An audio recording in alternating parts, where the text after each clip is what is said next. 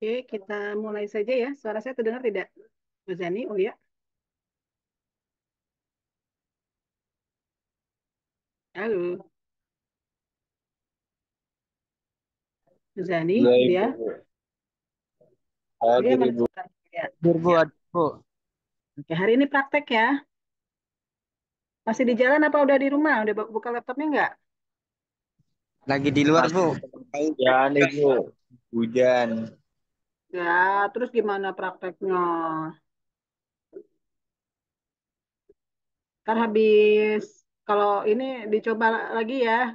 Kalau misal perkuliahan udah berakhir ya. Siap, Ibu. Oke, baik. Harusnya praktek nih biar saya bisa tahu kalian bisa ini enggak. Oke ya, saya buka dulu. Bismillahirrahmanirrahim. Selamat malam. Assalamualaikum warahmatullahi wabarakatuh.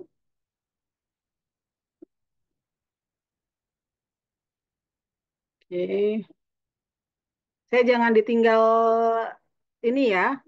Lagi ngajar nggak diperhatiin sama kalian ya. Disimak nih. Oke, untuk hari malam ini materinya adalah tentang sistem pakar. Jadi sistem pakar itu merupakan bagian dari kecerdasan tiruan, ya, bagian dari AI, ya. Nah, sistem pakar ini adalah aplikasi komputer yang meniru kemampuan seorang ahli dalam bidang tertentu untuk menyelesaikan masalah atau memberikan solusi berdasarkan pengetahuan dan pengalaman yang dimiliki oleh ahli tersebut. Nah, sistem pakar ini menggunakan aturan dan data untuk menyarankan solusi atau diagnosis. Jadi artinya nih sistem pakar ini adalah ilmu yang dimiliki oleh si pakar. Misalnya kita ambil contoh ilmu tentang kesehatan, berarti pakarnya siapa? Siapa? Muzani, kuliah. Kalau kalau di bidang kesehatan yang menjadi si pakarnya itu siapa? Nggak tahu. Siapa? Dokter. Dokter gitu ya. Nah, artinya ketika kita seorang IT gitu mau buat sistem nih, sistem pakar tentang kesehatan, misalnya sistem pakar untuk mendiagnosa penyakit dalam. Nah, berarti pada saat kita membuat sistem pakar, kita tidak bisa ujuk-ujuk apa langsung membuat sistem tanpa perlu adanya wawancara, tanpa perlu adanya apa namanya survei, tanpa perlu meminta data kepada si pakarnya. Nah, itu nggak bisa seperti itu. Artinya kita harus nyari nih pengetahuan yang berkaitan dengan tema sistem pakar yang akan kita buat. Misalnya tadi kan sistem pakar untuk mendeteksi penyakit dalam. Berarti kita harus mencari pengetahuan, mencari data-data yang konkret, yang sesuai, yaitu pada si pakarnya. Pakarnya siapa dalam hal ini? Yang berkaitan dengan penyakit dalam. Berarti kan dokter yang ahlinya di penyakit dalam gitu ya. Nah, kebetulan kan dokter juga kan banyak spesialisasinya kan. Jadi kalau kita lebih lebih apa memfokuskan ke kesehatan khusus di penyakit dalam, berarti yang kita tanyakan, yang kita interview adalah dokter khusus penyakit dalam. Nah, dari ilmu-ilmu atau dari pakar yang dimiliki oleh si dokter tersebut, maka semua dituangkan ke dalam bentuk pengetahuan. Nah, setelah dituangkan ke dalam bentuk pengetahuan, pengetahuan itu akhirnya diatur nih, disusun datanya. Mana yang merupakan diagnosa, mana yang merupakan solusi, dan mana juga yang merupakan gejala.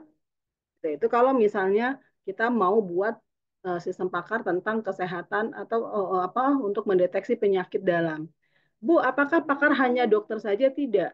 Misalnya kita mau mendeteksi eh, jenis tanaman bakau misalnya, ya.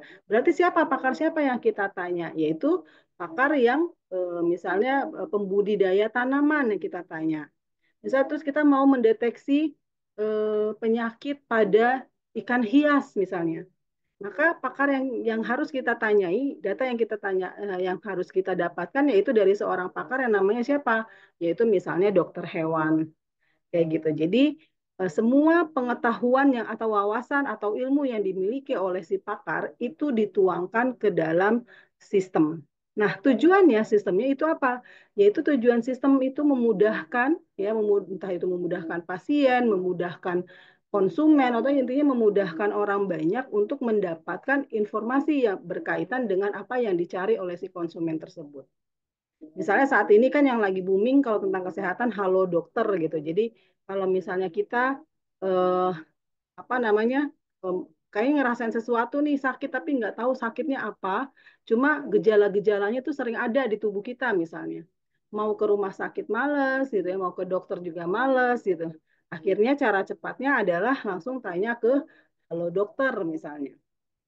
Nah, atau bisa dengan sistem pakar, misalnya eh, apa langsung menghubungi link sistem pakar untuk supaya bisa mengetahui ternyata gejala-gejala yang kita miliki itu apa sih penyakitnya, terus bagaimana solusinya gitu. Nah, itu tujuannya si sistem pakar.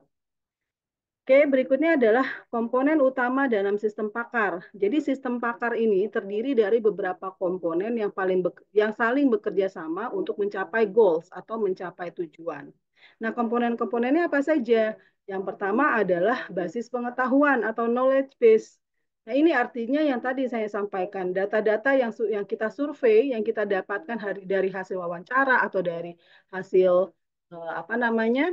eh, dari hasil kunjungan ke si pakar tersebut sehingga data-data tersebut kita uraikan, kita rumus-rumuskan sehingga berbentuk sebagai knowledge base dan itu dipilah-pilah mana yang menjadi rules ya atau aturan-aturan, mana yang menjadi fakta atau facts dan mana yang menjadi informasi yang relevan dalam bentuk lain. Jadi pengetahuan dalam sistem pakar ini biasanya berasal dari seorang ahli atau beberapa ahli dalam suatu bidang ya. Oke, berikutnya adalah mesin inferensi atau inference engine. Nah, komponen yang memproses dan menerapkan aturan yang ada dalam basis pengetahuan untuk membuat keputusan atau memberikan rekomendasi. Nah, mesin inferensi ini menggunakan dua teknik utama. Ada teknik forward chaining, yaitu dimulai dengan fakta yang sudah diketahui baru mendapatkan solusinya. Tapi kalau backward chaining, solusi dulu, ada solusinya, terus baru cari nih faktanya apa saja. Ya, jadi kebalik backward chaining itu adalah kebalikan dari forward chaining. Berikutnya adalah komponen antarmuka pengguna atau user interface. Jadi ini merupakan bagian yang memungkinkan pengguna berinteraksi dengan sistem pakar. Misalnya tadi kita mau buat sistem pakar untuk mendiagnosa penyakit dalam misalnya. Nah, maka yang menjadi penggunanya itu adalah si pasien, gitu ya. Nah, terus pengguna memberikan input atau biasanya berupa gejala atau kondisi dan menerima output berupa solusi atau diagnosis. Jadi nanti kesimpulannya adalah pada saat si pengguna menggunakan sistem, gitu ya, itu kan nanti bentuk sistemnya adalah sebuah pertanyaan. Nah, biasanya pertanyaan itu kita tinggal memilih jawaban iya atau tidak, karena konsepnya adalah if then else gitu ya. Nanti konsep pertanyaannya adalah if then else. Jadi kita ada pertanyaan kalau misalnya sesuai dengan gejala yang kita miliki, misalnya gejala yang pasien miliki, kalau sesuai dia tinggal tekan tombol ya, maka nanti akan muncul pertanyaan berikutnya.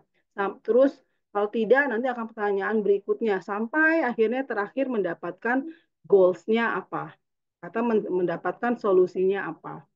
Nah, antar muka pengguna gitu ya, perantara dari si sistem ini bisa dalam bentuk teks maupun dalam bentuk grafis. Selanjutnya basis data atau database, yaitu tempat penyimpanan fakta dan informasi lainnya yang digunakan oleh inferensi.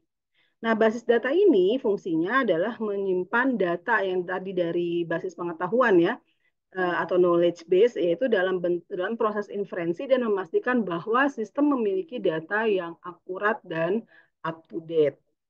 Nah, modul penalaran atau reasoning model, bagian ini mengatur cara-cara penalaran yang dilakukan. Apakah menggunakan metode deduktif, yaitu menarik kesimpulan dari data yang ada, atau induktif, mencari pola dari data. Selanjutnya adalah penjelas atau explanation. Nah, jadi sistem pakar ini sering dilengkapi dengan fitur penjelas yang memungkinkan sistem untuk menjelaskan proses pengambilan keputusan yang telah dilakukan, serta mengapa solusi tersebut diambil. Jadi, penjelasan atau explanation, selain tadi ada rule atau pertanyaan sehingga mencapai goals, selain mencapai goals, maka apa namanya akan ada tambah sistem pakar yang baik ya. Selain muncul goals-nya atau apa hasil kesimpulannya, maka sistem pakar yang baik itu ditambahkan dengan penjelas atau explanation. Sehingga di dalam penjelas itu terdapat solusi. Misalnya nih rules-nya, pada saat kita buka sistem muncul lagi nih, apakah Anda merasakan demam? Gitu ya. Terus kita jawab, misalnya ya gitu. Jawab ya, lalu nanti akan ada muncul lagi pertanyaan lagi, apakah Anda memiliki bintik-bintik merah di badan? Misalnya gitu ya. Terus jawabannya iya. Terus berikutnya lagi, apakah kulit Anda terasa gatal misalnya? Terus kita jawab tidak. Nanti akan ada jawaban lagi sampai akhirnya muncul apa namanya kesimpulan bahwa ternyata penyakit yang Anda miliki adalah misalnya demam berdarah misal.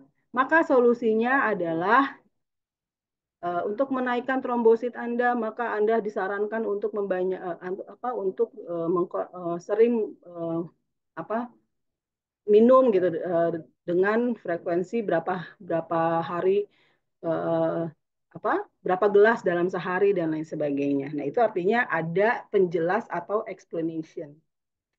Nah, berikutnya jenis-jenis sistem pakar. Nah, dalam sistem pakar berdasarkan metode dan tujuannya, ini yang pertama adalah sistem pakar berdasarkan tugas. Jadi sistem pakar berdasarkan tugas ini ada tiga, sistem diagnostik, sistem prosedural, dan sistem rekomendasi. Nah, sistem diagnostik ini biasanya digunakan untuk mendiagnosa penyakit atau masalah berdasarkan gejala. Contohnya yang tadi saya sampaikan, sistem pakar dalam bidang medis yang mendiagnosis penyakit berdasarkan gejala yang diinput oleh pengguna. Ya tadi ya misalnya sistem pakar untuk mendeteksi penyakit dalam gitu. Atau sistem pakar untuk mendeteksi penyakit pada pernafasan misalnya. Selanjutnya adalah sistem prosedural, yaitu menyediakan langkah-langkah untuk menyelesaikan masalah tertentu. Misalnya panduan untuk melakukan perawatan atau perbaikan perangkat keras. Misalnya judulnya adalah sistem pakar untuk mendiagnosa kerusakan gitu ya pada jaringan apa. Gitu. Nah itu kan artinya eh, goals yang didapat bukan memberitahukan bahwa oh kerusakan nama kerusakannya apa tidak, tapi goals yang didapat langsung bahwa kerusakan ada di misalnya ada di perangkat misalnya entah itu memori atau perangkat di hard disk dan lain sebagainya. Maka solusinya adalah misalnya ganti hard disknya atau apa namanya di upsize hard disknya dan lain sebagainya. Nah, itu masuk ke dalam kategori sistem prosedural. Jadi solusinya, goalsnya itu adalah berisi sebuah solusi dan urutan-urutan apa yang harus dilakukan. Berikutnya adalah sistem rekomendasi.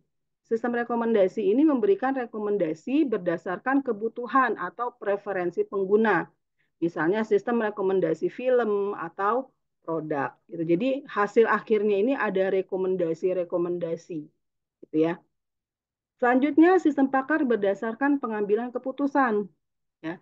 Nah, sistem pakar berdasarkan pengambilan keputusan ini ada sistem pakar berbasis aturan atau rule based expert system. Ya, jadi sistem pakar ini menggunakan aturan berbentuk if then untuk menarik kesimpulan. Selanjutnya adalah sistem pakar berbasis kasus atau case based reasoning, yaitu sistem pakar yang menggunakan pengalaman masa lalu atau kasus sebelumnya untuk menyelesaikan masalah yang serupa. Jadi kalau sistem pakar case based reasoning ini adalah data-data yang didapat adalah berdasarkan pengalaman. Ya, berdasarkan pengalaman masa lalu, data-datanya dikumpulkan sehingga terbentuklah sistem pakar.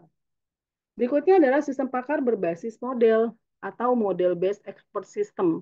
Jadi sistem pakar yang mengandalkan model matematis atau simulasi untuk membuat keputusan atau rekomendasi. Ini tadi sudah ya, metode-metode dalam sistem pakar forward chaining. Jadi yang tadi ya forward chaining itu dimulai dari fakta-fakta atau dari gejala-gejala, lalu hasil akhirnya adalah mendapatkan kesimpulan. Tapi kalau backward chaining ini adalah dari kesimpulan yang ada atau dari solusi yang ada, maka dicari fakta-faktanya seperti apa. Balikan dari forward chaining ya.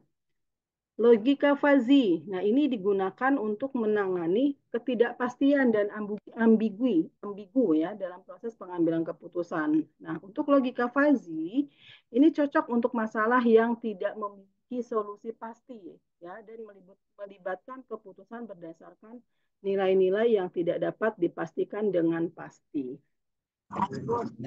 Berikutnya adalah kelebihan dan kekurangan sistem pakar. Nah, keahlian tersedia ya.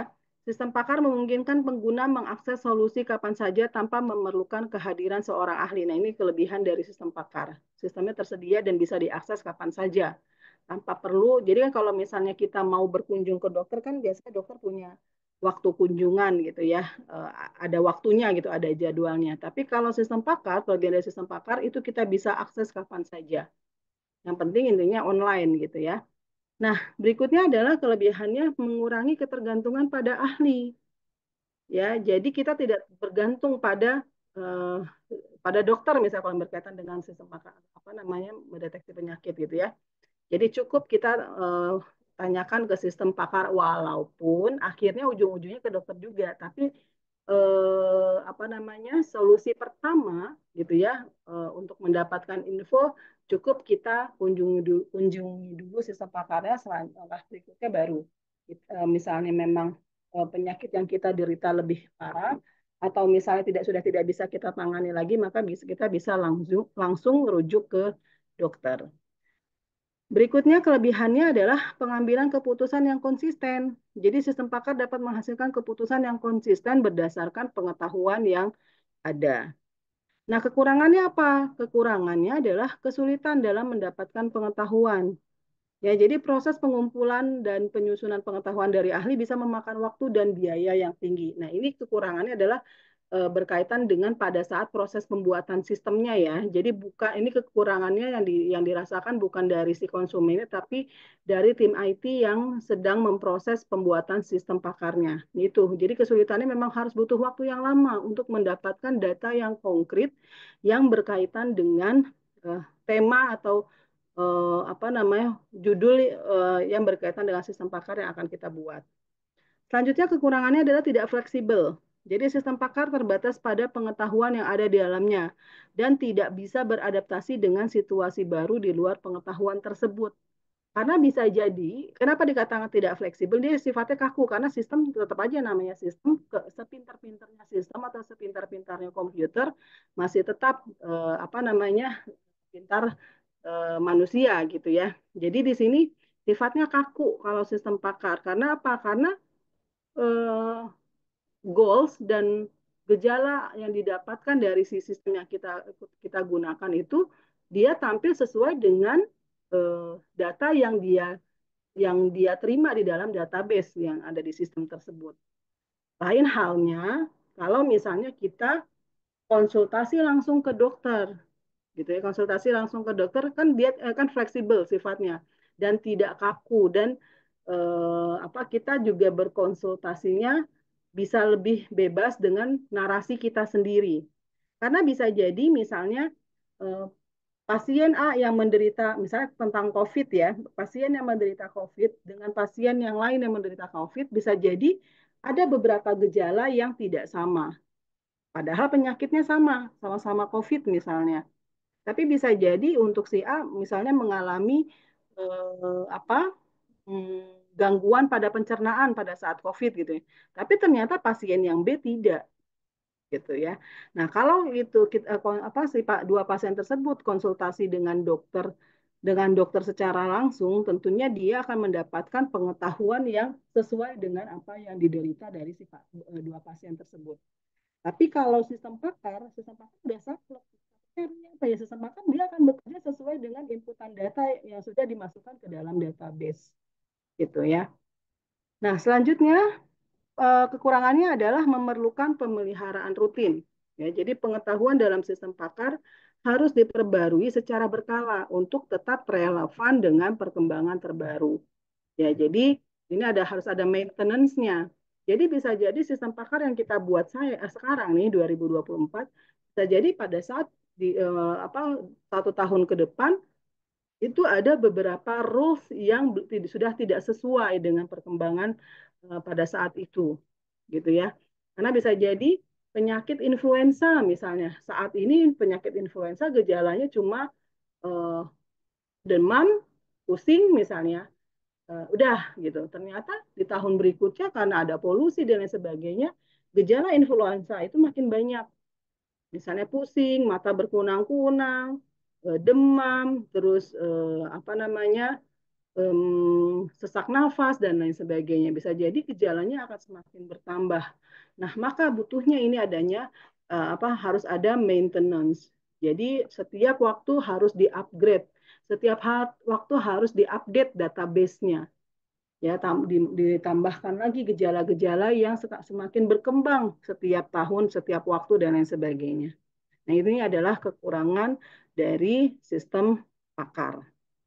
Nah, contoh penerapan sistem pakar.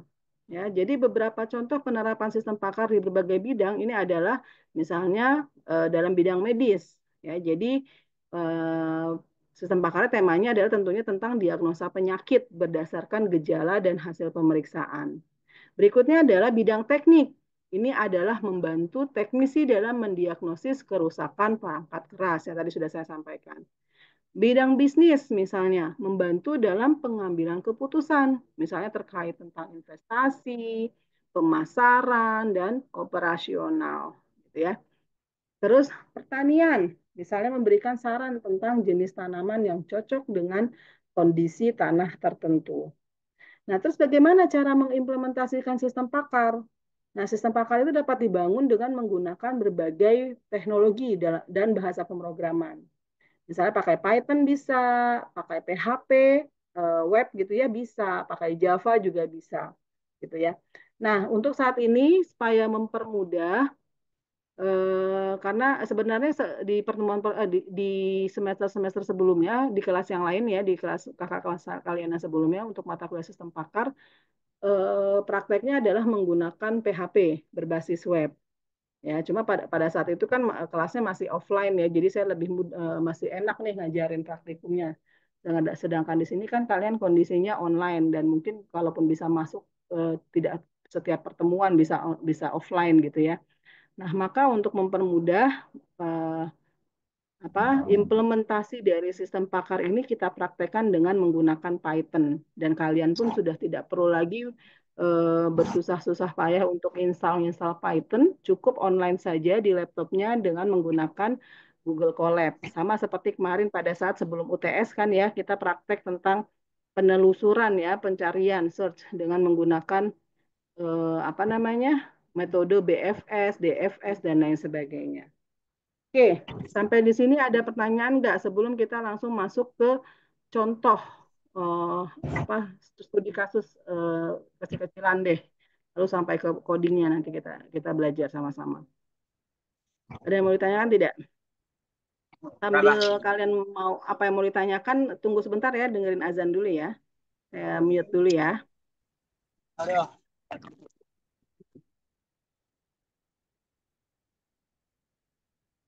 Tunggu ya, saya tunggu azan dulu selesai.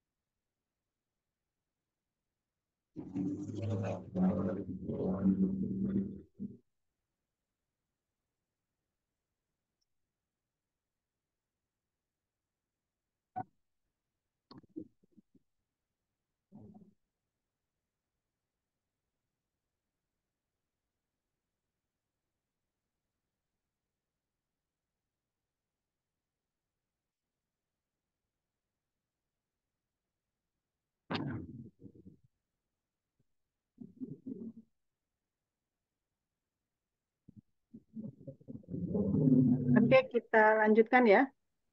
Coba saya cek lagi, Muzani, kuliah masih di tempat kah? Masih memantau kah? Hadir Bu. Oke, Muzani. Ibu. Yuk.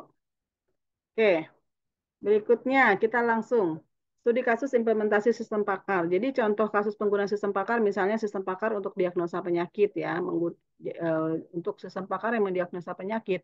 Ini menggunakan gejala yang dimasukkan oleh pengguna untuk memberikan diagnosis penyakit.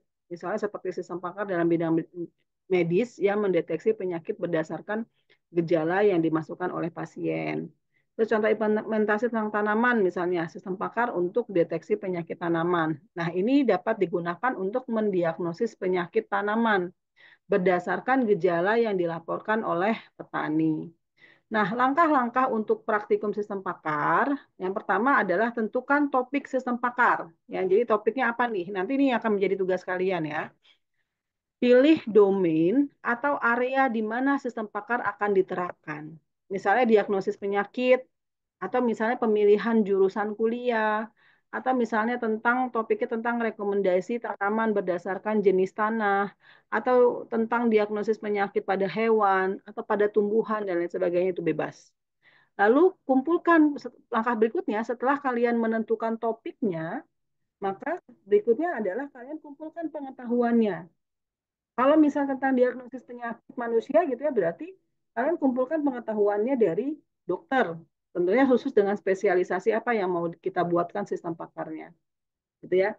Terus misalnya pemilihan jurusan kuliah, ya berarti data yang kita dapatkan kita harus mewawancarai pihak-pihak aktivitas kampus yang memang kompeten di bidang akademik yang berkaitan dengan jurusan kuliah. Terus rekomendasi tanaman berdasarkan jenis tanah. Maka data yang kita dapatkan yaitu kita melakukan wawancara pada petani atau kepada insinyur pertanian atau kepada eh, apa orang-orang yang melakukan budidaya tanaman dan lain sebagainya. Ya. Nah, setelah itu apalagi knowledge base-nya? Setelah melakukan wawancara atau kita mendapatkan info dari referensi-referensi literatur gitu ya, dari narasi dari buku-buku gitu yang berkaitan dengan tema yang kita ambil. Selanjutnya adalah data-data yang kita dapatkan dari hasil wawancara itu kita susun dalam bentuk if then. Karena nanti sistem pakar kan bentuknya adalah sebuah pertanyaan ya, dengan jawabannya iya atau tidak. Berarti kita gunakan aturannya dalam bentuk if then. Selanjutnya desain mesin inferensi atau inference engine. Nah, mesin ini akan mengambil aturan dari knowledge base dan mencocokkannya dengan input dari pengguna. Nah, implementasi dengan kode, misalnya saat ini kita akan praktekkan dengan menggunakan Python, ya. Setelah itu baru kita uji sistemnya setelah kita buatkan codingnya. Nah, sekarang contohnya nih. Nah, contohnya adalah topiknya tentang diagnosis penyakit. Judulnya yaitu tentang sistem pakar untuk diagnosis penyakit. Nah, ini knowledge base-nya nih, misalnya ini hasil dari wawancara kepada dokter nih, ya. Saya ambil lebih biar cepat ya, kita ambil 3 penyakit. Misalnya ini hasil wawancara nih, ya. Nah, yang pertama nama penyakitnya adalah flu. Gejalanya adalah kalau jadi kalau gejalanya demam, terus ada pileknya juga, ada batuknya juga, maka nama penyakitnya adalah flu. Selanjutnya kalau misalnya gejalanya demam tinggi, ada bintik merah dan badan lemas misalnya, maka nama penyakitnya adalah demam berdarah. Selanjutnya adalah misalnya gejalanya demam, terus ada gangguan pencernaan, lemas, maka ini adalah penyakitnya tipes. Nah, perlu kalian ketahui, ini kan karena contoh saja ya, jadi kita ambil yang mudah. Semakin sistem pakar yang baik itu adalah yang memiliki gejala yang banyak. Kalau ini kan kita lihat dia levelnya cuma sampai 3 level atau cuma ada 3 ciri. Semakin banyak gejala, maka tingkat keakuratan dari sistem pakar itu semakin baik. Ya, jadi kalau cuma 3 ini bisa jadi di penyakit yang lain juga punya punya penyakit ini. Maka disarankan untuk gejala paling tidak misalnya minimal ada 6 gejala. Nah, itu adalah semakin tingkat keakuratannya semakin tajam. Oke, selanjutnya rule-nya. Setelah kita udah dapat nih data-datanya dari si pakar atau misalnya dari dokter. Selanjutnya dari data mentah ini kita tuangkan ke dalam bentuk rule, ya. Nah, misalnya gini ke dalam bentuk rule, kita lihat untuk penyakit flu, maka kita buat if jika gejala demam, nih ini ya, kan tadi pakai konsep if then ya, if gejala demam dan atau and gejala pilek and gejala batuk, then penyakit adalah flu. Selanjutnya kita bikin lagi if yang kedua. If gejala demam tinggi gitu ya, and gejala bintik merah, and gejala lemas, then demam berdarah. Nah, ini ya. Gejala demam tinggi, and gejala bintik merah, and gejala lemas, then gitu. Atau kalau bahasa Indonesianya, jika yang dirasakan adalah gejalanya demam tinggi dan gejala bintik merah dan gejala lemas, maka penyakitnya adalah demam berdarah. Selanjutnya yang ketiga nih, if gejala demam and gejala gangguan pencernaan and gejala lemas, maka penyakit adalah tipes. Nah, ini adalah rule-rule yang kita buat dari data mentah yang ada di sini. Gitu ya. Sampai di sini untuk if then ada yang mau tanyakan tidak? Belum ada, Bu. Tapi bisa difahami tidak? Bisa, Ibu. Bisa ya, oke. Iya, Bu. Selanjutnya, saya. Nah, selanjutnya kita sudah dapatkan topiknya, sudah dapatkan judulnya, lalu ada knowledge base-nya. Ini adalah data mentah yang didapatkan dari si pakar ya. Selanjutnya dari data mentah yang didapatkan dari si pakar, kita buat rule-nya gitu ya.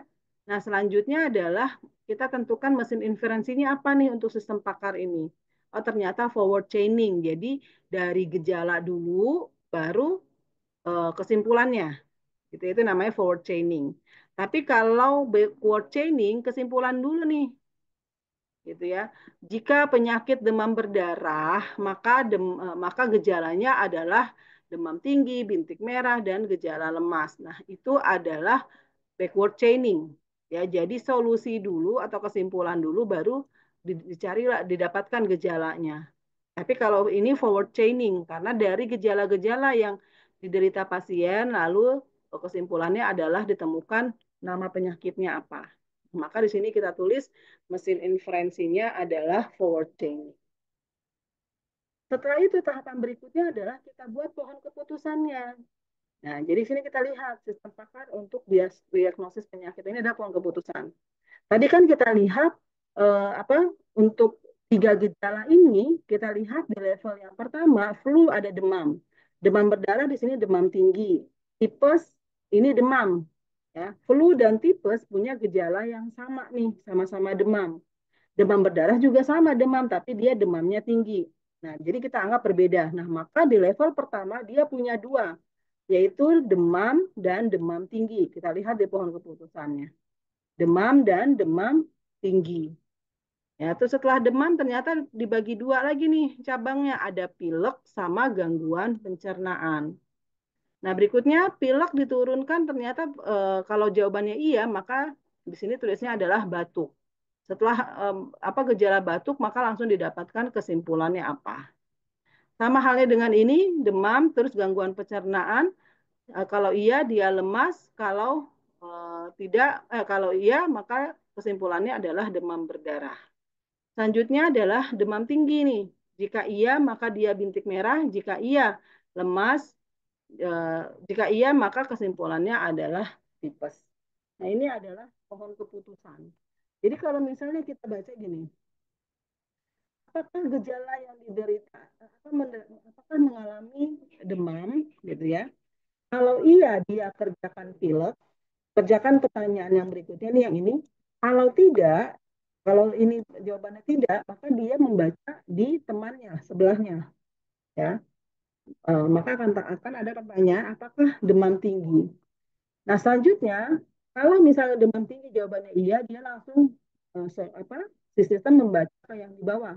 Tapi kalau tidak, maka nanti akan ada bacaan bahwa data tidak ada di dalam database.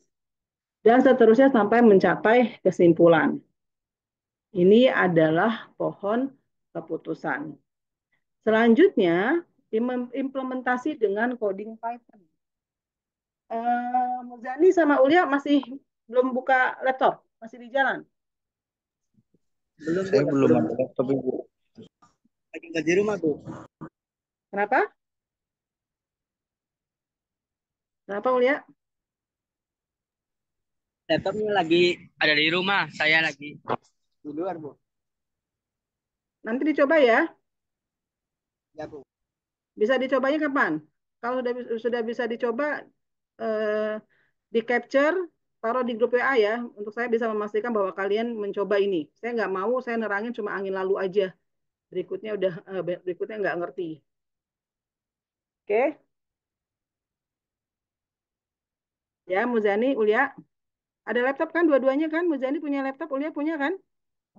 Muzani belum Bu. Masih Tapi kemarin waktu tes pakai handphone bisa nggak Google Colab-nya? pakai kan saya ngirim nunjukin ke Ibu pakai handphone Bu bisa. Oh, berarti pakai handphone bisa ya ini yang ini ya nanti ya dicoba ya. Bagi Bu nanti dicoba. Ya, berarti nanti dicoba pakai handphone. Oke. Kalau misalnya kalian memang mau ada tambahan kuliah offline di hari Sabtu boleh silakan monggo. Mau kapan? So, biar saya bisa atur juga jadwalnya walaupun saya Sabtu juga punya jadwal lain ya, tapi nanti saya coba usahakan. Kalau memang kalian mau ada tambahan kuliah offline supaya bisa mendalami sistem pakar ini karena bisa nanti kalian jadikan sebagai bahan skripsi kalian gitu ya. Oke, sekarang sekarang gini. Nanti ya kalau itu kalian coba, kalian buka Google Colab-nya. Nah, selanjutnya tahu ya cara buka Google Colab ya. Kalian kalau misalnya itu buka langsung buka Google, terus ketik aja Google Colab, muncul seperti ini, lalu pilih notebook baru. Klik notebook baru. Nah, ini agak. Nah, kalau sudah, sekarang kita lihat di sini. Langkah yang pertama, karena kita mau buat sistem pakar, tentunya ada beberapa data atau diagnosa-diagnosa itu kita masukkan ke dalam mesin inferensi berbasis aturan. Nah, mesin inferensi berbasis aturan yang ada di Python itu adalah namanya Experta. Experta. Nah, supaya si experta ini bisa dibaca oleh si Python, maka kita harus melakukan install dulu. Tapi installnya nggak kayak install apa namanya software-software yang biasa kita install. Tapi cukup kita melakukan pemanggilan ya pip install experta. Jadi kalian ketik ini dulu nih. Yang kalian copy dulu nih, misal mau diketik mau di copy boleh. Bisa saya copy. Lalu kita taruh di sini codingnya. Nah, kita coba install ya. PIP install Experta. Artinya Python yang di Google Colab kita itu akan menginstal library Experta-nya supaya mesin inferensi kan sistem pakar ini berkaitan dengan mesin inferensi. Nah, mesin inferensinya ini jalan ya. Oke, kita coba kita jalankan, tekan tombol play button. Tunggu dulu.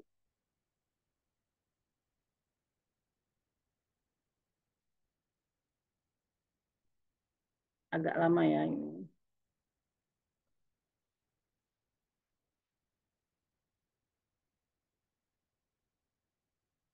Nah, kalau sudah muncul successful installed export bla bla bla bla, maka ini sudah berhasil. Selanjutnya kita tambahkan lagi coding coding berikutnya itu dengan tekan tombol kode. Ya, nah ini lalu kita mau mau tahu nih hasil instalan kita itu tampilannya seperti apa. Nah, ini adalah untuk menampilkan hasil dari install yang sudah tadi kita buat ya, PIP install exporta. Selanjutnya copy terus paste taruh di sini. Kita jalankan play buttonnya. Nah, maka ini dia akan memberitahukan informasinya bahwa nama tadi kita kita install itu namanya adalah Experta. Versi Expertanya di laptop saya yaitu 1.9.4. Summary-nya adalah Expert System for Python, gitu ya. Nah, ini adalah tampilan informasi yang berkaitan dengan Experta yang tadi sudah kita install. Nah, selanjutnya kita mau upgrade nih frozen disk-nya. Nah, ini kita copy. Jadi tahapannya kita harus buat ini dulu, tambahkan kode. Karena kalau kita tidak memanggil atau menginstal Experta, maka hasil coding yang kita buat ini nggak akan berjalan. Nah, berarti kalau sudah ada requirement already satisfied, bla bla bla, terus di sini successful install frozen disk. Nah, itu artinya sudah berhasil upgrade frozen disk-nya. Nah, baru deh kalau sudah kita panggil library-nya, kita sudah install, berikutnya baru kita buatkan kodenya untuk coding sistem paket. Nah, ini adalah form Experta import, artinya kita ambil data library dari Experta yang tadi sudah kita install. Ini saya copy saja semua ke bawah. Nanti akan saya jelaskan, tapi ini kita buktikan dulu ya. Codingnya. Oke, kita jalankan. Nah, maka ini hasilnya. Ini akan muncul jawab pertanyaan berikut dengan iya atau tidak. Nah, sekarang kita coba lihat berdasarkan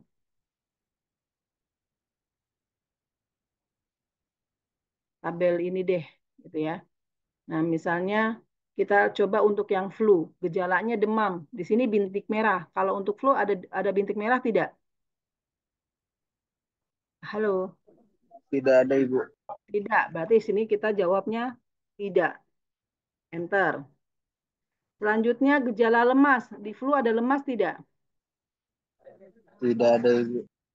Tidak. Berarti kita ketik tidak. Enter. Terus demam tinggi nggak di flu? Tidak ada, Bu. Tidak. Berarti kita ketik Hanya tidak. demam. Terus apakah Anda mengalami gejala pilek? Iya. Iya. Berarti kita klik ya. Apakah Anda mengalami gejala batuk? Iya, Bu. Iya. Enter. Apakah Anda mengalami gejala gangguan pencernaan? Tidak. Tidak. Enter. Apakah Anda mengalami gejala demam? Iya. Iya. Oke. Kita enter. Nah, maka langsung muncul hasil diagnosa. Kalau penelusuran gejala-gejalanya sudah selesai, gitu ya. Kan nih artinya ini ada berapa nih? Ada berapa pertanyaan? 1, 2, 3, 4, 5, 6, 7. Ya. 7, Bu. Ada 7 pertanyaan. Sekarang kita lihat di sini gejalanya ada berapa? 3, 4, 5, 6. Demam kan sudah ada. Lemas juga sudah ada. Gangguan pencernaan 7. Berarti sama nih. Gitu ya, ada 7. Nah, terus apa? Langsung muncul hasil diagnosanya adalah berdasarkan gejala Anda, dia akan muncul nih nama-nama yang sudah kita tekan tombol ya. Yang iya apa saja di sini? Pilek, benar, batuk, demam ya. Berdasarkan gejala Anda pilek, batuk, demam, Anda kemungkinan menderita flu. Nah, ini adalah salah satu contoh sederhana coding yang berkaitan dengan sistem pakar. Kita coba jalankan lagi. Kita coba pertanyaan apa untuk penyakit demam berdarah. Kira-kira berhasil nggak ini codingnya? Demam berdarah itu ciri-cirinya demam tinggi, bintik merah, dan lemas. Sekarang kita lihat, apakah Anda mengalami gejala bintik merah? Jawabannya apa? Iya, Bu. Iya. Ter. Apakah Anda mengalami gejala lemas? Jawabannya? Iya. Iya. Apakah Anda mengalami gejala demam tinggi? Jawabannya? Iya, Bu. Iya. Oke. Apakah Anda mengalami gejala pilek? Tidak, gitu Tidak. ya. Apakah Anda mengalami gejala batuk? Tidak. Tidak. Apakah Anda mengalami gangguan pencernaan? Tidak. Tidak. Oke. Apakah Anda mengalami gejala demam? Tidak. Gejala demam tidak ya. Oke. Nah, maka dia muncul nih hasil diagnosanya. Berdasarkan gejala Anda, bintik merah, lemas, demam tinggi, Anda kemungkinan menderita demam berdarah. Kita lanjut yang ketiga, kita buktikan lagi yang ketiga, penyakit yang ketiga. Apakah mengalami gejala bintik merah? Halo? Tidak, Ibu. Tidak. Apakah Anda mengalami gejala lemas? Iya. Tidak. Apakah Anda mengalami gejala demam tinggi? Lemas iya dong, tipes iya. Ya. Iya, Bu. Oke, coba kalau misalnya saya jawabnya asal aja ya. Gejala pilek ya, ya, tidak misalnya. Ya. Oh, ini hasil diagnosa menderita flu. Coba kalau flu dia ada apa saja nih? Demam iya, pilek iya, batuk Batuk. iya. Oh, dia ada kemungkinan ya. Bener kan ini kan Ada. demam, demam, pilek, batuk nih ada. Coba kita cari yang jawabannya tidak ada ya. Tidak misalnya.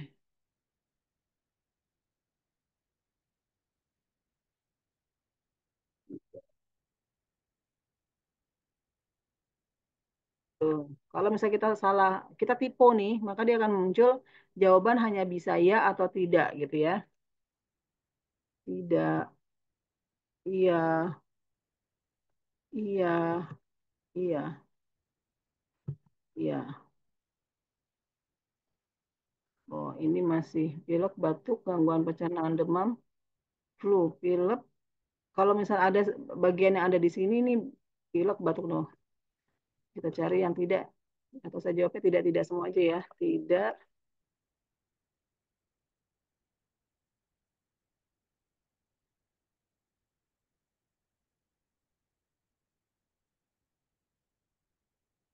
Nah, maka kalau misalnya tidak sesuai dengan apa namanya knowledge base yang sudah kita buatkan ke dalam rule, ini dia akan muncul tidak ada penyakit yang cocok dengan gejala Anda. Kita coba satu lagi yang tipes, muncul nggak?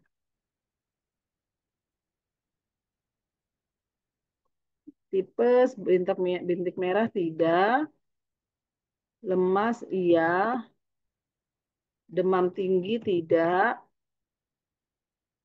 pilek tidak, batuk tidak, Tidak, Bu.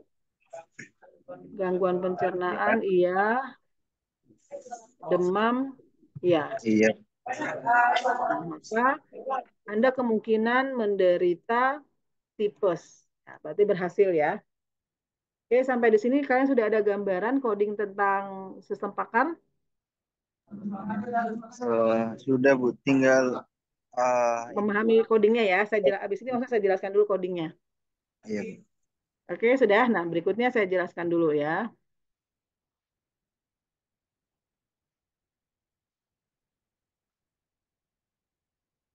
Nah, di sini di codingnya, langkah yang pertama adalah kalian buat dulu data gejala dan aturan penyakitnya. Misalnya kita kasih nama variabelnya adalah penyakit, gitu ya. Penyakit sama dengan buka kurung kurawal. Nah, ini sebenarnya adalah konsepnya seperti array, array satu dimensi. Ingat dulu mata kuliah algoritma, penulisan array satu dimensi seperti apa gitu ya. Nah, selanjutnya penyakit sama dengan yang pertama adalah flu. Nah, flu itu dia gejalanya apa saja? Jadi penulisan seperti ini, tanda kutip flu titik dua, demam, pilek, batuk. Nah, ini demam, pilek, batuk adalah dilihat dari tabel yang ini. Ya, flu itu demam, pilek, batuk. Tadi demam berdarah, demam tinggi, bintik merah, lemas. Kita lihat.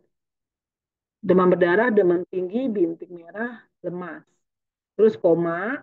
Nah, berikutnya adalah penyakit yang berikutnya, tipes. Demam, gangguan pencernaan, lemas. Ya, ini adalah pertama sudah kita deklarasikan variabel penyakitnya, yaitu ada nama penyakitnya dan gejalanya seperti apa.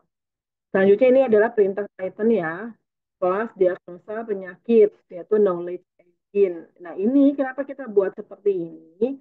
Ini adalah sama halnya kita memanggil coding-coding library yang ada di Experta.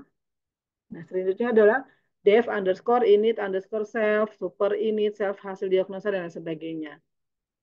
Setelah itu, kita buat lagi nih aturan untuk penyakit flu. Nih yang ini. Nah, aturan untuk penyakit flu apa saja rule-nya? Tadi kan kalau kita pakai if then kan seperti ini untuk flu. If gejala demam, N gejala pilek, N gejala batuk, maka penyakitnya adalah flu. Nah, maka di sini codingnya adalah kita yang pertama karena dia punya 3 penyakit ya. Jadi kita bikin dulu untuk yang flu. Kita buat rule-nya. Fact-nya apa aja kalau untuk flu? Fact buka kurung gejala sama dengan demam. Ya. And gitu. Fact berikutnya adalah gejala sama dengan pilek. And fact-nya adalah gejala sama dengan batuk. Selanjutnya def, flu, atau self. Artinya ini kalau dibaca, jika gejala sama dengan demam dan gejala sama dengan pilek dan gejala sama dengan batuk, def, maka penyakitnya adalah flu. Nah, terus di sini kita buat, ini buka kurung self ya. Jadi di sini kita panggil self titik hasil titik self titik hasil underscore diagnosa titik append flu. Dilihat dari sini. Oke, kita sudah buat nih aturan untuk flu. Berikutnya kita bikin aturan untuk penyakit yang berikutnya apa? Demam berdarah. Ya, demam berdarah berarti di sini rule demam berdarah apa saja tadi gejalanya? Ada demam tinggi, terus bintik merah, gejala lemas. Maka di sini def demam berdarah self. Ayo teman-teman, tolong perhatikan ini kan sebenarnya nama-nama variabel juga ya. Jadi kalau nama-nama variabel tidak boleh ada spasi. Jadi jika ada suku kata, 2 suku kata atau lebih, maka kalian kalau misalnya mau tetap digabungkan pakai underscore ya. Jadi di sini gejala sama dengan demam underscore tinggi, terus gejala sama dengan bintik underscore merah dan sebagainya. Maka di sini def demam underscore berdarah sel. Ya, Bu, ini kenapa pakai spasi? Karena ini adalah statement. Sama halnya ketika kita dulu, kalau kalian masih ingat di mata kuliah algoritma, untuk statement yang berada di dalam tanda kutip, itu bebas. Boleh ada spasinya, boleh ada huruf besar, huruf kecil, dan sebagainya. Selanjutnya aturan untuk tipes ini gejala-gejalanya, terus ini def tipes. Nah, kalau sudah kita buatkan aturan-aturan dalam setiap diagnosa, selanjutnya adalah kita bikin fungsi untuk menginput ya atau tidak. Karena kan tadi hasilnya adalah sebuah pertanyaan ya dengan tinggal menjawab ya atau tidak. Nah, baru di sini while true gitu ya. Jawaban sama dengan input pertanyaan tambah ya atau tidak, strip titik lower. If jawaban in, ya, tidak, return jawaban ya. Jadi ini untuk pilihan, jawabannya iya atau tidak. Nah, kalau jawabannya ya, gitu ya, apa namanya, maka dia akan melanjutkan ke pertanyaan berikutnya. Nah, terus nanti di sini ada alert nih, ada info. Kalau misalnya typo, misalnya kayak tadi saya tulis tidak tapi nggak pakai K, maka akan muncul ini. Jawaban hanya bisa iya atau tidak. Silahkan coba lagi. Ya, jadi untuk yang ini adalah coding untuk meminta input iya atau tidak dari pengguna. Selanjutnya adalah eksekusi sistem pakar. Nah, ini adalah if name sama dengan main, ya, balik lagi ke atas, maka ini akan membuat instansi sistem pakar. Engine sama dengan diagnosa penyakit. Mana nih diagnosa penyakit? Ini nih, diagnosa penyakit mana ya? Kelas diagnosa penyakit. Ya. Oke, berikutnya jalankan mesin apa namanya mesin inferensi, terus hasil akhir. Nah, ini. Jadi ini hasil akhirnya kalau misalnya sudah selesai apa namanya pertanyaan-pertanyaannya maka ini adalah kesimpulannya. Misalnya berdasarkan gejala Anda apa gejalanya apa, terus Anda kemungkinan menderita joint engine hasil diagnosa. Dari mana joint engine hasil diagnosa? Dari eh bentar. Hasil diagnosa.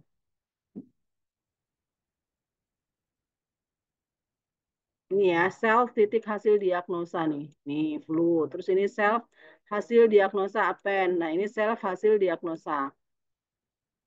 Selanjutnya, kalau misal else gitu ya, kalau misalnya tidak ada di dalam data, maka nanti akan muncul tidak ada penyakit yang cocok dengan gejala Anda. Oke, sekarang misalnya kita tambahkan satu penyakit lagi deh. Misalnya kita tambahkan. Penyakit apa nih kira-kira? Kita mau bikin penyakit apa? Iya, Rebu. Misalnya COVID ya, misalnya COVID. COVID gejalanya apa aja?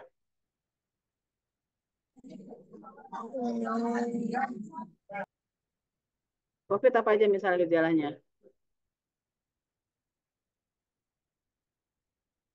Udah pernah ngerasain sakit COVID belum? Udah, Bu. Udah, apa aja? Demam. Demam, Terus apa lagi? hidung, apa ya bahasanya? Yang nggak bisa Apa? nyium bau gitu, Bu. Oh iya, tidak bisa apa bahasanya apa ya? Tidak bisa mencium bau gitu. Penciuman terganggu. Penciuman terganggu. Terus apa lagi? Ini mohon maaf ya, agak berisik depan rumah lagi ada pengajian. Apa lagi? Bikin satu lagi, misalnya apa? Apa ya? Yang kayak lidah nggak bisa merasa gitu, Bu. Oh, penciuman terganggu, perasa terganggu. Eh, lidah perasa terganggu.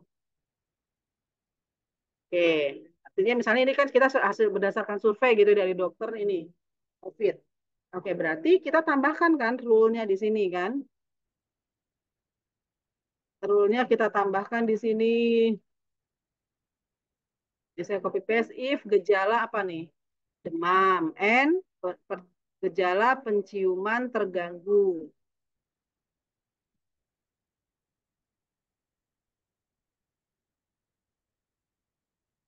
and gejala lidah perasa terganggu.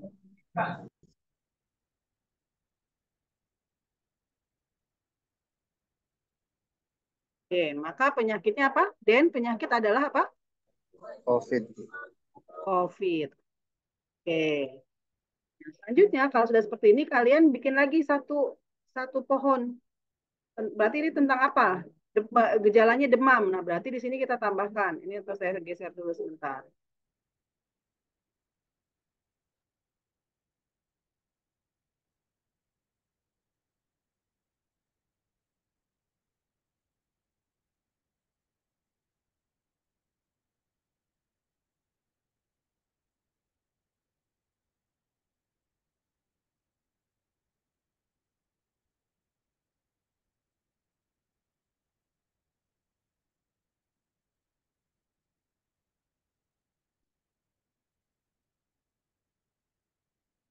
Oke, saya copy lagi.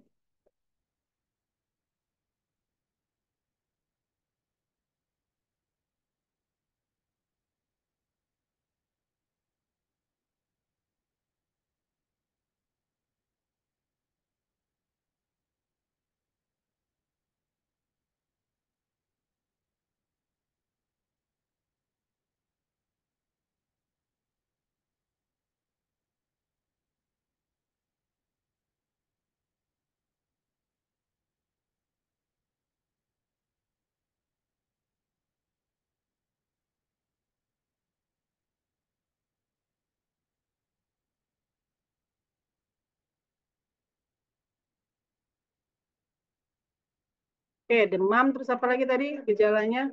Penciuman terganggu ya. Nah, berarti di sini penciuman terganggu.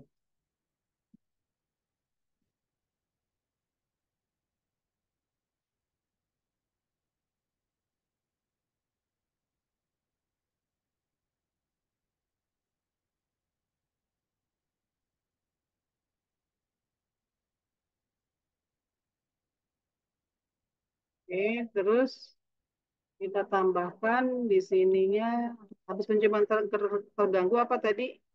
Lidah Lidah perasa perasa ya. tersebut.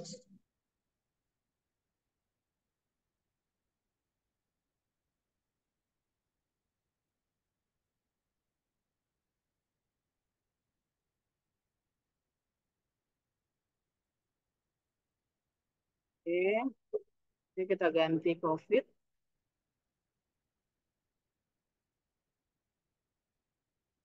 Oke, terus ini kita tambahkan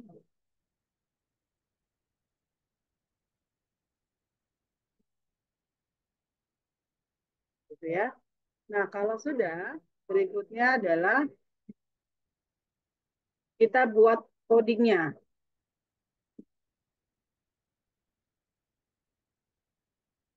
Berikutnya, codingnya tambahkan di bagian apa? Apa yang kita tambahkan? Di penyakit, Bu. Penyakit, di mana tambahkan di bawahnya ya. Ini kita copy. Ulia, mantau nggak nih Ulia? Nggak ada suaranya. Oh, ini saya lagi jalan. Oh, gimana dong?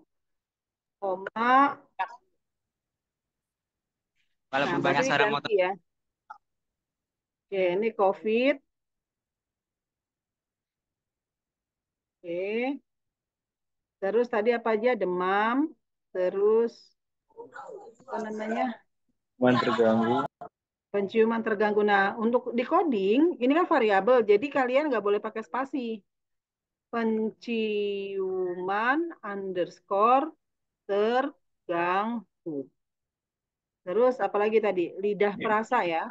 Perasa, Bu. Itu sama. Lidah underscore perasa underscore terganggu. Selanjutnya, kalau yang ini tetap sama. Terus berikutnya kita bikin aturan untuk COVID. Nah, berarti yang ini kita rubah, kita tambahkan. Copy, paste. Berarti di sini aturan untuk COVID. Terus di sini rule fact-nya tadi apa? Demam, terus apa tadi? Penciuman terganggu, penciuman underscore terganggu. Ya, terus berikutnya apa? Gejala lidah perasa underscore terganggu. Maka di sini self diagnosanya apa? Oh, COVID. Kalau sudah,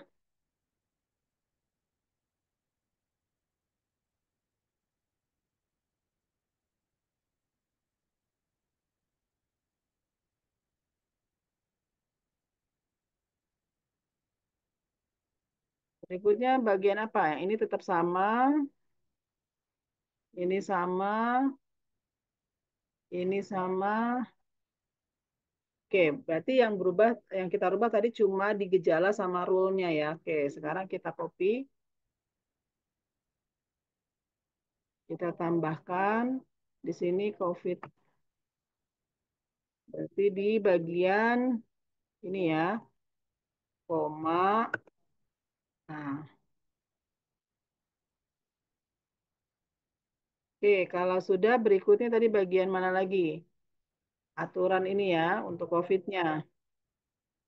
Kita copy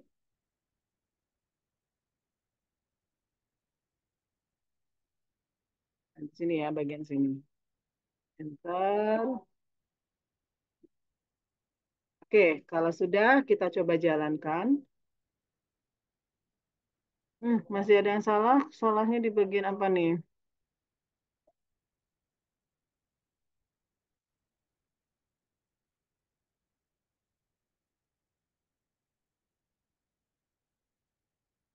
Gejala lidah perasa terganggu. Kita lihat. Ini kan lidah underscore perasa underscore terganggu. Demam, penciuman terganggu, and efek gejala.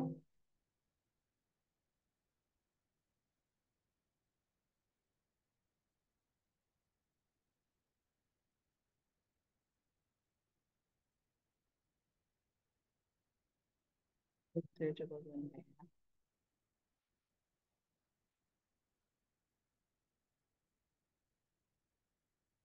Saya ganti tadi apa tadi penciuman terganggu ya, penciuman terganggu. Ini tidak terasa terganggu. Oke, kita coba jalankan. Nah, berhasil ya. Kita coba buktikan untuk yang ini apakah berhasil atau tidak. Ya. Bintik merah, iya atau tidak? Tidak, Halo, Bu. tidak. Oke.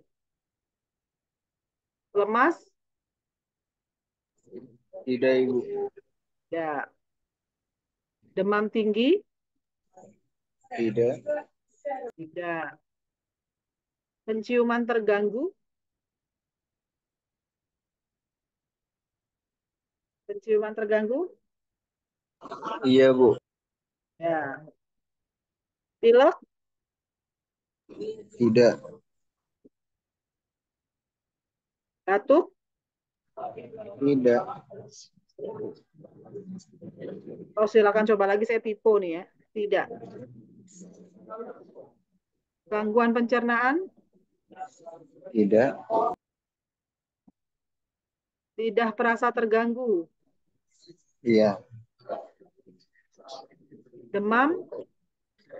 Iya. Demam, iya.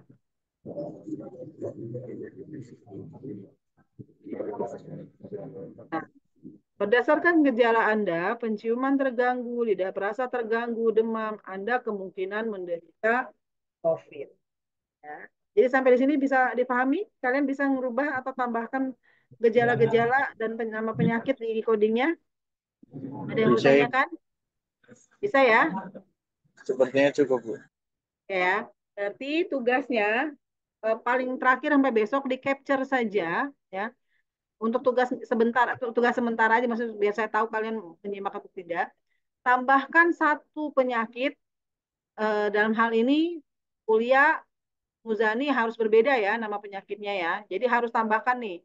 Tambahkan nama penyakitnya apa, gejalanya apa saja ya. Pokoknya yang berkaitan dengan demam-demam dan lain sebagainya deh. Kan nggak hanya flu demam berdarah tipe sama COVID kan, mungkin ada lagi penyakit yang lain ya. Kalian tambahkan satu saja penyakit, lalu tambahkan juga di sistemnya dan buktikan setelah itu di capture di sini ya. Capture hasilnya aja dulu. Ya, Bisa Bu. paham maksudnya? Ibu. Bisa ya, Muzani bisa, Ulia bisa ya? Ya. Bisa, Ibu. Oke, saya tunggu sampai besok paling lambat ya. Syukur-syukur habis ini bisa langsung kerjakan capture di grup WA biar saya bisa simak, bisa paham, bisa tahu Untuk kalau yang kalian mohon maaf Ibu, untuk ya yang apa dikumpulkan hanya codingannya aja, hasil codingannya aja. bukti. kalian apa codingannya ini seperti ini. Nggak usah codingan, tampilan ininya aja nih.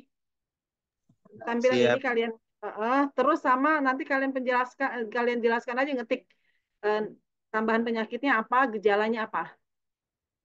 Paham nggak Baik, Ibu. maksudnya? Di grup WA-nya habis capture ini atau bikin itu dulu. Misalnya nama penyakit asma misal. Gejalanya bla bla bla bla. Setelah itu baru kalian capture hasil ininya di Python-nya. Sampai ada bacaan hasil diagnosanya sesuai nggak dengan yang sudah kalian tambahkan. Paham ya? Paham, Ibu. Oke, baik. Mungkin saya rasa cukup sampai di sini. Mudah-mudahan sih saya berharapnya ini kan masih ada beberapa pertemuan lagi. Kalau misalnya ada waktu, saya akan berikan contoh yang lebih ini lagi dengan menggunakan web pakai PHP. Jadi dia lebih interaktifnya dengan konsumen, dengan pasien itu akan lebih mudah. Karena nanti pertanyaannya tidak perlu lagi ngetik iya atau tidak, tapi ketika tinggal tekan tombol iya atau tidak. Bukan ngetik iya atau tidak, tapi tekan tombol supaya tidak ada kesalahan tipe misalnya. Kayak tadi kan saya aja ada tipe terus kan ngetik tidak, kaknya kurang kayak gitu-gitu.